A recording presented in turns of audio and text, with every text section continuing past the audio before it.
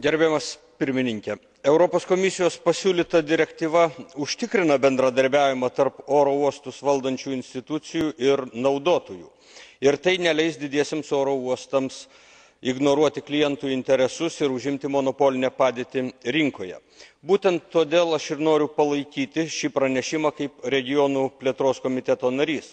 Oro transportas turi užtikrinti ekonominius bei socialinius regionų bendruomenių poreikius ir svarbu pabrėžti, kad 90 procentų Europos Sąjungos piliečių gyvena ne sostinėse, todėl būtina užtikrinti regioninių oro uostų funkcionavimo sėkmę, nes tai leis didinti regionų patrauklumą.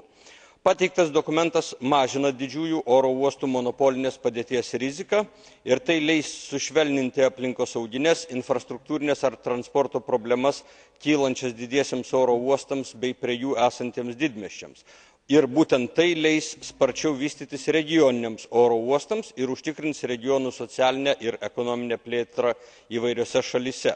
Transporto, krovinių bei keleivių srautų išskaidymas yra labai svarbus pagrindas efektyviai regioniniai plėtrai. Todėl dar kartą raginu palaikyti šį pono Stockmanno pranešimą. Ačiū už dėmesį.